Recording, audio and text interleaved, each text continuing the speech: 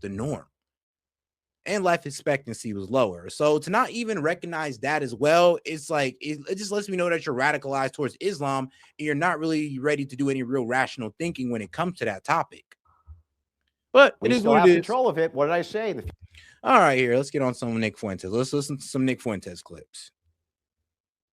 We don't need a White House ballroom. Fuck your ballroom. Damn. What needs to come of this is Hassan Piker needs to go to jail. Hmm? We don't need a White House ballroom. Fuck your ballroom. We need Hassan Piker in jail. This is why we need Hassan Piker in jail. And we need to run that up the flagpole. I want Stephen Miller to go to Kash Patel and say, put Hassan Piker in jail. Blame it on him. What? It's people like him that are at fault. I mean, I'll be real with you. It's like people like Hassan Piker's fans who are those radical crazies that would probably go out there and try to shoot Trump. Like, I'll be real with you. And he does support terrorism. He does support Hezbollah. So it is wild how he does that. So I'm not going to lie. I see where maybe the rhetoric comes from him, but to throw him in jail over that is insane. Come on now. It's people like him. It's people like him, one of the #1 live streamers in the country, that's saying, here's how to build a bomb. Here's how to build a bomb. And if you killed Rick Scott, everyone would have free health care. That guy needs to go to jail. Like, he needs to be denaturalized. He needs to be actually wrong. So you don't know nothing, bro. You know nothing. Actually, most of Muhammad's wives were older than him. Actually, Aisha was the only one that was younger than him. Actually, before Aisha, he married an older woman. Yes, he was married to a woman older than him, Muhammad. Yes, out of his wives. He had wives that were older than him. Before Aisha, he was married to an older one. But y'all don't know that. Don't y'all? And it wasn't even 6. That's what I'm saying. Y'all be changing the age up. It be going from 9 to 6 to 3 months old. It's like, bro, pick an age. And then, like I said, you're picking one side of an argument. Because look this up. There are Islamic scholars, Muslim scholars that say that no, her age was actually 16, 17. So really, you're just picking one side of an argument, that's one side of the debate from a religion that you don't understand. Crazy. But all right, though, let's get to Nick Fuentes' explanation on why Hassan Piker should go to jail. And out of the country, fuck this guy. Like, that is something you can serve up to us, and then maybe these people will think twice. You take his citizenship, this anti-American piece of shit. Take his citizenship, send him back to his beloved third world. Send him back to Cuba. Send him to Venezuela. Send him packing. He loves Cuba so much. Send him there. Give him what he wants. Wish granted. And then maybe these other champagne socialists will be a little more careful when they try to radicalize the next generation and kill politicians. But that is what you need to do. But nobody cares. Hate to tell you that. Nobody cares all that much about any of it. Trump doesn't care. Vance doesn't care. Stephen Miller doesn't care. Libs of TikTok is a woman. She's an idiot. She's a woman. You think she's sitting there thinking about politics? She's thinking about how she looks when she pretends to think about politics. She's caught up in, I'm like a political influencer. Oh my God. These people don't care. They don't care. They're not thinking about it. They're not thinking about these things. And they're not even writing their own stuff. This is why we need a ballroom. Ballroom. Unless the ballroom is a concentration, unless the ballroom is a prison camp, we don't need a fucking ballroom. We need a prison camp. We need a re-education ballroom, a re-education room. Unless the ballroom is super massive so we can support thousands and thousands of ideological prisoners that we could send in there by bus, then, we don't need that, actually. We need more detention centers, more prisons. We're going to need a place where we can put... And I'm kind of joking here. I'm kind of joking a little bit. Print that. You have to print that or it's libel. I said I was joking. You have to print that. I'm kidding. That was a joke, obviously. And you have to print that or else it's libel. Now, obviously, I'm joking when I say that. And you have to say that I said that because I'm joking. However, the spirit of what I'm saying is true, which is that this is a real crisis. Whatever you want to say, there is a real crisis of left-wing violence. And all right, though, let me go ahead and disprove some of you guys in the chat because, like I said, some of y'all don't know anything, but it's all good, though. It's all good. All right, here, yaneiinstitute.org, The Age of Aisha, Rejecting Historical Revisionism and Modern Presumption. So, guys, this is where it pretty much come from, yes, .org, that pretty much sits there and will break down to you that, the whole thing about Aisha being 9 is very debatable because when you actually look at, the biography of her sisters and her all together, it actually turns out that she might have been a lot older than 9 years old. Now, I'm not going to read this whole article for you, but I guess I can get to the good parts of it. Let me make sure here in the meantime. Because it's crazy, though. A lot of people like to pretend like they know about Islam, but no, you just heard from somebody who hates Islam, and now you think you know everything there is to know about the religion without ever speaking to a Muslim or anything like that. I mean, it's kind of crazy because you wouldn't accept somebody speaking ill about Christianity without ever speaking to somebody who was, educated on the topic. But y'all do that all the time, so it's all good. It's all good. But let's see here. The age of Muhammad's wife, Aisha, at marriage is subject to intense debate, centered on a contradiction between traditional hadith accounts and historical genealogical analysis. While many classical sources state that she was 6 to 9 years old, modern scholars and some researchers argue that historical context, such as her sister's age, Asima age, suggests that she was closer to 16 to 19 years old. So we're going on people who the hadith, and then we're going on people who actually studied her genealogy and studied her sisters around her and understood that, hold on, there's some discrepancies here that make her age, or that makes her older than what the hadith says. And we're going off historic and genealogical. That means we're studying bones and DNA here, guys. You know that, right? Okay. But like I said, y'all like to sit there and pretend like y'all know something, but you don't. All right, next Nick Fuentes video. The odds that the same week that I'm having like a midlife crisis and spontaneously go to Europe, what are the odds that the same week, the same time, the same destination? Really? He says your mod guest dude handle or handles are dumb, whatever his name is pushing people out of your live stream. Yeah, you know what? All right, I'll see about that. I don't know, guys. I do gotta I might have to delete all my mods and add y'all guys back because some of you guys are a bit too reckless. Like y'all are banning people who literally actually pay, who literally super chat in.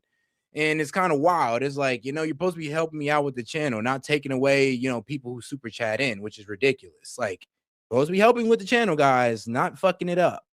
So yeah, I might have to actually scrape out all the mods and then redo them, because some of you guys aren't acting within the channel's best interest, and it's obvious.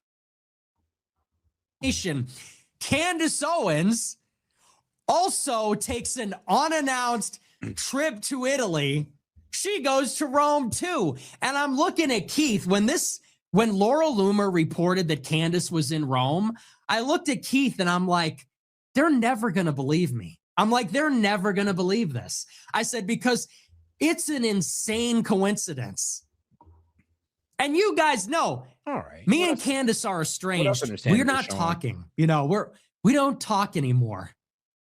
Right. We had a disagreement. I wanted to keep talking. She didn't anymore. I wanted to stay together. She disagreed. So I don't know her. We're not talking. I don't know her vacation plans. But I told Keith, I'm like, they're never going to believe me. I'm like, because it is an insane coincidence. Because I never do this. What are the odds that I drop off the face of the earth unannounced for 2 weeks? I happen to be in Italy. And then a few days later. Nah, I ain't gonna lie. Crazy Laura Loomer was trying to paint it as if Nick Fuentes and Candace Owens ran away. Yeah, ran away to Italy to hide amongst the Catholics because, you know, Candace was going to get sued and Nick Fuentes, he was going to get sued as well. So, you know, Laura creates these crazy conspiracies if they're, you know, running out of America. I was like, okay. An unnamed Jewish source tells Laura Loomer Candace Owens got into Rome last night. She forgot to tell everybody she was missing her show. I'm like, that's crazy. And nobody believes me. This reporter texted me and he's like, so what's everybody talking about in Rome? I'm like, there's no we. I'm just here. So anyway. Just here kind of funny. With the homies. No, I was not. I can't believe I even need to say this. No, I was not meeting with the Vatican and Barack Obama and Candace Owens to plot against President Trump, okay? I promise. Would have been cool. It would have been, though. I'm not going to say I wouldn't have taken that meeting. If that was on the table, I'd be there. I miss Obama. I miss him. Hey, I miss when the adults were in the room, you know? And I like the Pope. So, hey, I mean, if the Pope invited me to plot against Trump with Obama and Candace Owens, I'd be there. And I would tell you. But I wasn't. I'm weak. I was just driving around with Keith Woods. He forgot my fries. It's okay. I don't. Well, at least he cleared that up. I mean, like, yo, that's what I'm saying, guys, bro. Looney Loomer be saying the most craziest things because it came from her. Like, her and Candace are out there, like, oh shit, oh damn, oh shit, whoop, spider scared the hell out of me. But and I know that two wrongs don't make a right, and I know that doesn't rationalize or justify or make acceptable murder or an assassination, especially of the nation's leader. But you think about the kind of guy that Trump has become. He wasn't always like this. Maybe there were shades of this that had broken through. Maybe aspects of his personality shined through and surfaced at one time or another. But you have to admit, Trump is totally unhinged now. And he's a completely different person. And now I would say he's just downright wicked. He's a downright wicked and evil leader. Damn. So, for example, when Robert Mueller dies, Trump is literally celebrating on Truth Social and saying, I'm glad he's dead. It's good news that this person has died because he was a terrible person. I don't know that I believe in karma, but I do believe that there are such a thing as cause and effect. And I'm not going to say that Trump saying that made a crazy person want to kill him. However, you do realize that there's a bit of a double standard. You can't defend every single thing that Trump says like that when Robert Reiner's kid killed his parents in a horrific, brutal double homicide, murder-suicide, and Trump says, well, he hated Trump. He didn't like Trump, so that's funny. When Robert Mueller dies and Trump celebrates, when he compares himself to Jesus, when he says he's going to annihilate Persian civilization, can you really? Oh, no, you're cool, Jed. I think he's talking about from a previous stream with Guest Dude. I think he's talking about that. I think I'm going to have to just tell guys to just be like, look, guys, let's not ban people, put them on a 24-hour timeout, and let's let them come back tomorrow. Don't be out here banning. Like, a 24-hour timeout is good enough. You ain't going to see them for the rest of the stream, and they can go ahead and think about their actions. He then turn around and say, it's the left, it's everybody else that has made the rhetoric so toxic. You don't really have a leg to stand on anymore. You did. Maybe 10 years ago, there was a time when the left was absolutely powerful and it was not symmetrical at all. There was no equivalency at all. And the left wanted us dead, and they were explicit about it. And right-wingers were pleading and begging for mercy and apologizing and just wanted to be understood. It's not really like that anymore. Let's be honest. And so I can actually empathize with the left a little bit. It does ring hollow when Melania Trump and Erica Kirk go on Twitter and they want to bitch about the rhetoric We need to turn the temperature down. Oh, it's gotten so crazy. Well, you know, look, it's kind of like you live by the sword, you die by the sword. That's fair. I mean, that's true. You can't get mad at people's rhetoric towards you when you support the rhetoric of, or some of the rhetoric of Donald Trump. Like, you just can't sit there and be picking and choosing when you want to be offended by harsh words. Like, that's fair.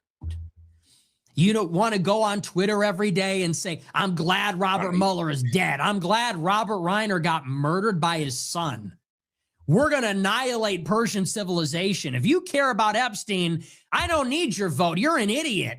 Like, if you're doing those kinds of things and then the left calls you a horrible person and a monster, again, I'm not trying to rationalize that or justify that in any way. I don't believe murder is ever the solution. I'm a Christian. And I don't believe that two wrongs make a right. It doesn't justify, because it is true that the left, their rhetoric is violent and they want me dead.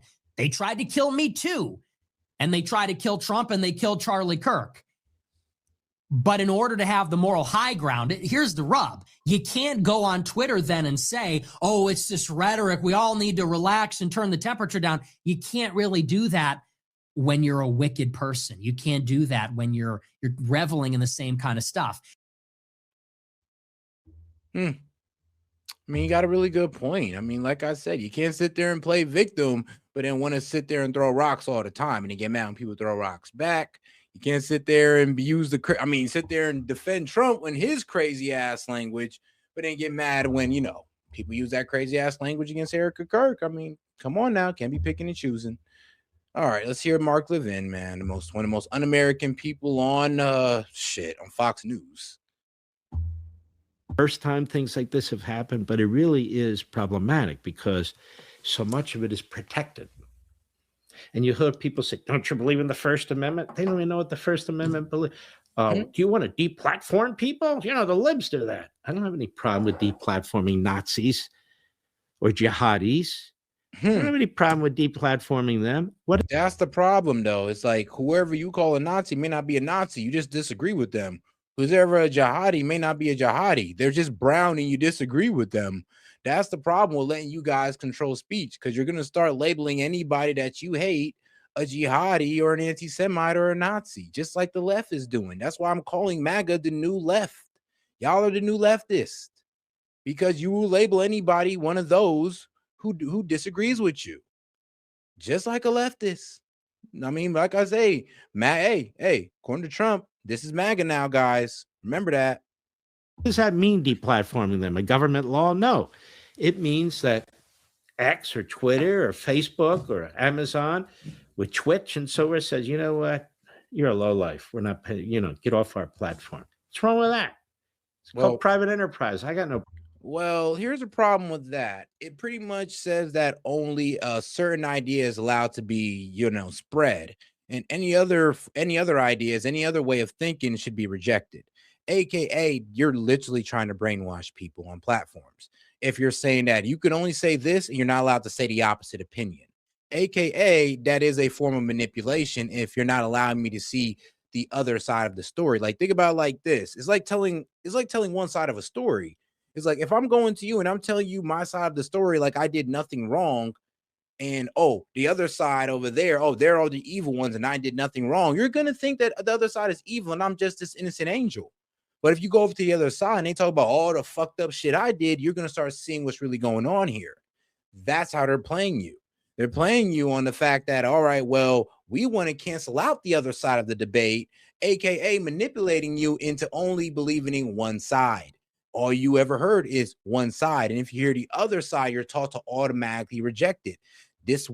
Honestly, the best example is when I explained the history of Iran to you guys. When I explained the history of the JCPOA, you have been tricked to only listen to one side, and that's the American side.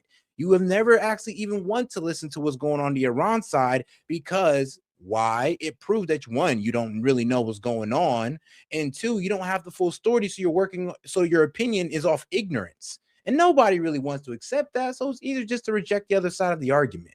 But you can't do that if you're actually looking for truth. Problem with that.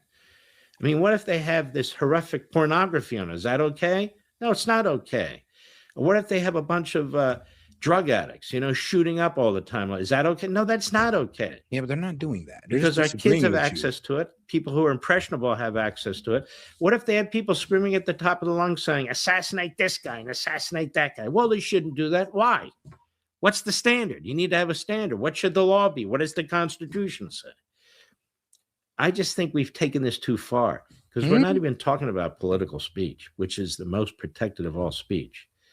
We do limit speech. We limit speech, pornography. We limit speech, no, we don't. Cigarettes. No, we don't. On the air. And so, I mean, bro, we don't limit the speech on pornography, bro. You can have, I mean, we used to, but not anymore. Like, let's be real. We limit speech, booze, limit speech, drugs, and I could go on and on and on. Fact. There's different types of speech. There's commercial speech, right? There's religious speech. There's political speech. They're babbling buffoons. We see that all over the internet. Most of that is protected too. But you're the best example of not seeing things from the Iranian side. If you actually think that the Iranians are cheering because Trump is saving them, dude, they're bombing them. He's bombing them, bombing their homes, their infrastructure. Yeah, you sound dumb kind of saying that. And no, they're not cheering for this man in the streets. You've been lied to. So that's what I'm saying. If you actually understood the other side of Iran and their beef with America, you would understand how dumb you sound. Do you understand that the whole reason why the Ayatollah is there is because of American interference? Is because of our intervention in their politics in the 50s, Operation Ajax? Like I said, if you understand the other side of the story, you understand why they yell death to America as much as you hate to hear it, as much as I hate to hear it. If you understand their side of the story and get their side, instead of hearing American politicians say, well, they say death to America. Oh my God, I'm so scared. No, don't be scared, because they're not talking about you. And if you understood their side of why they say that, you understood that, of course, they're not talking about you. They're talking about your government that's been interfering with them since the 50s, that supported a war against them with Saddam. So you got to understand that first. And like, why would any Iranian be cheering for a country that's brought nothing but death and destruction to them? That's brought nothing but economic turmoil to them through our sanctions. Why would they celebrate that? Real with you, how ignorant are you about geopolitics and what's going on in Iran to even state that? I don't know. I'm sorry, but maybe I'm being too mean. I'm low-key forgetting that you might just be like ignorant to the topic. Talking about that. I'm talking about the kind of speech that really gets in the head of people who want to do grave damage to other people. Incitement. And I'm not talking about it in an ambiguous way. When you get a guy that talks about killing a senator, oh, I really didn't mean it. Or when you get a guy that says, yeah, I don't know if there was really rape. Can you prove it? And so forth on October 7th. Well, he's allowed to say that. But in the pattern of what this person is saying, what is it that they're trying to do? School. Have a real discussion? No, he'll say that, but he's not.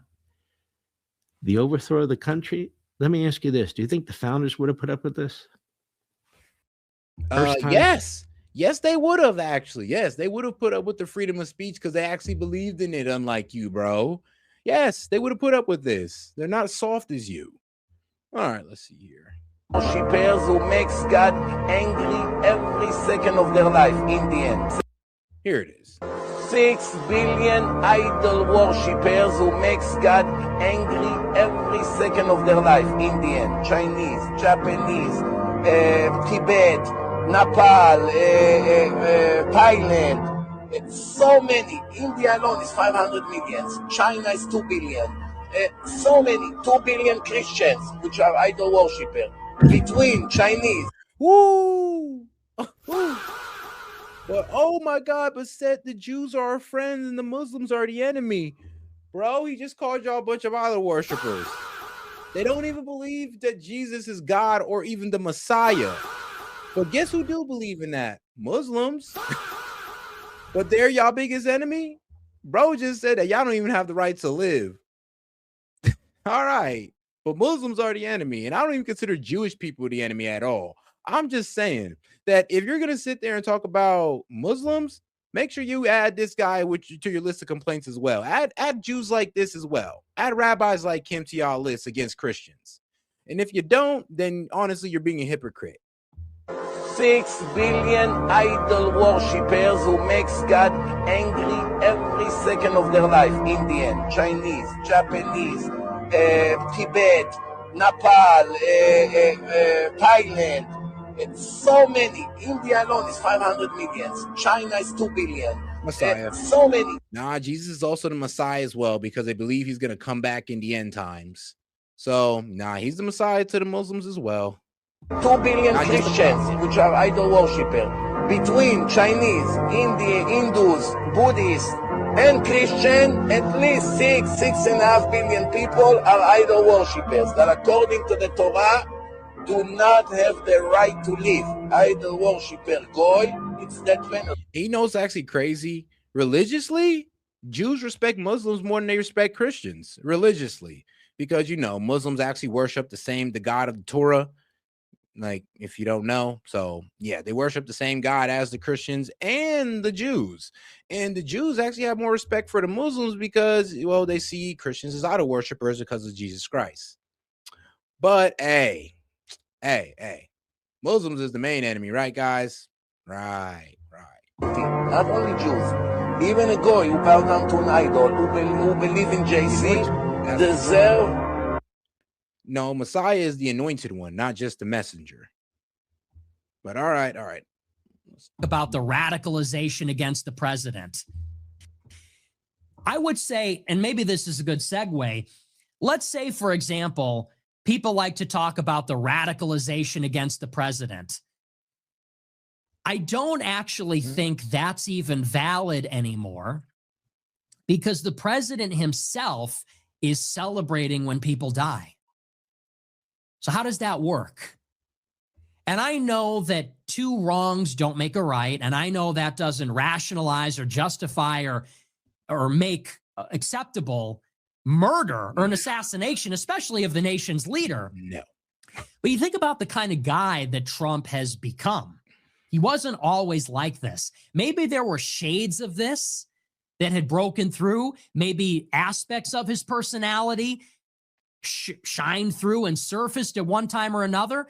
But you have to admit, Trump is totally unhinged now. And he's a completely different person. And now I would say he's just downright wicked. He's a downright wicked and evil leader. Damn.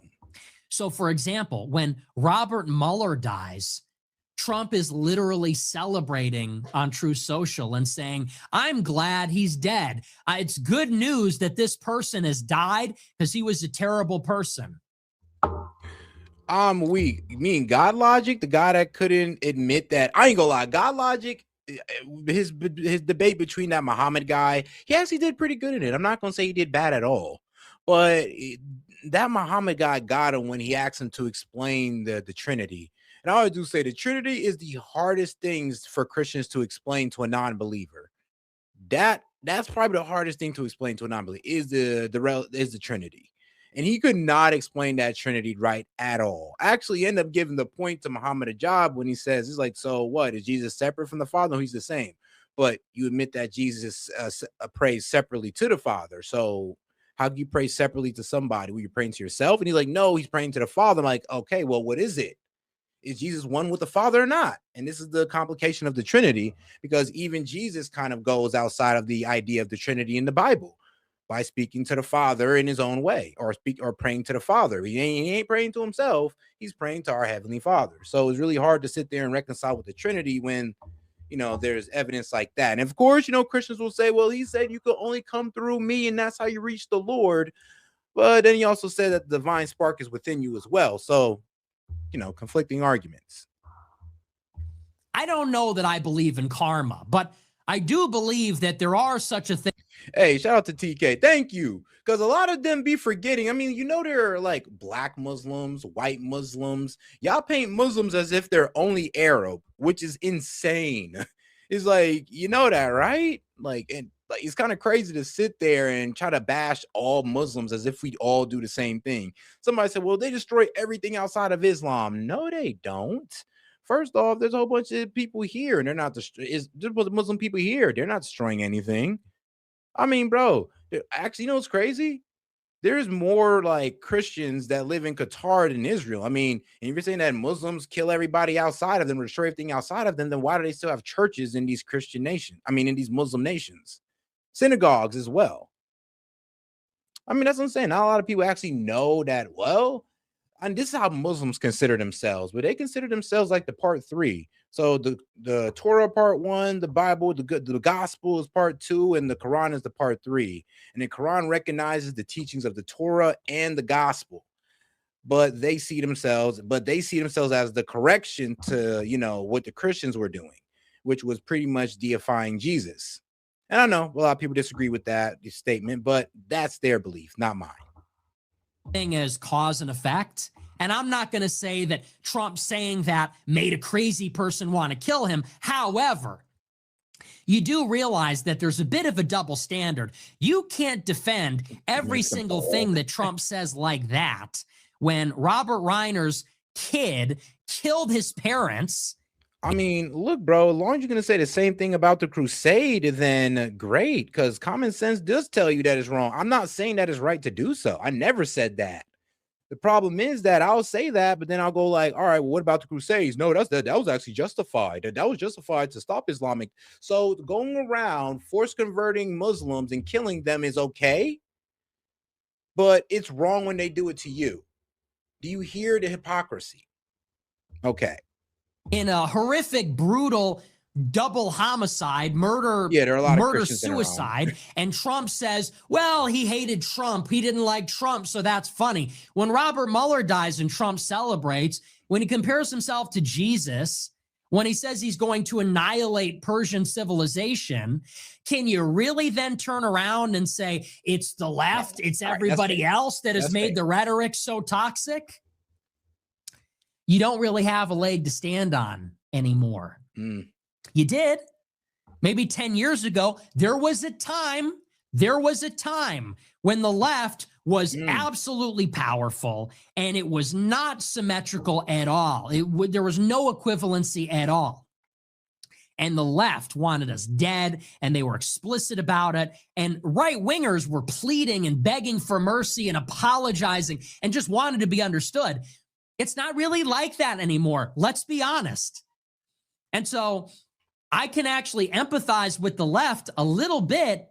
It does ring hollow when Melania Trump and Erica Kirk go on Twitter and they want to bitch about the rhetoric. We need to turn the temperature down. Oh, it's gotten so crazy. Well, you know, look, it's kind of like you live by the sword, you die by the sword. You don't want to go on Twitter every day and say, I'm glad Robert Mueller is dead. I'm glad Robert Reiner got murdered by his son. And I always just say, I'm like, what was it? Was Renee Good and Alex Preddy, and how some people were like, oh, I'm glad they're dead. They deserve to die. And I'm just like, whoa, guys, look, I may not agree with the ICE agent having to go down for the shooting, but I also don't like the fact that a mother died, like, at all. So I do say, yeah, we do need to watch our rhetoric, because when it comes back to bite us in the butt, bro, we have no real argument. Y'all sitting there trying to create an argument, but y'all the ones getting like crazy with it. Hold up. I found this motherfucker. Hold up. Oh. Gotcha.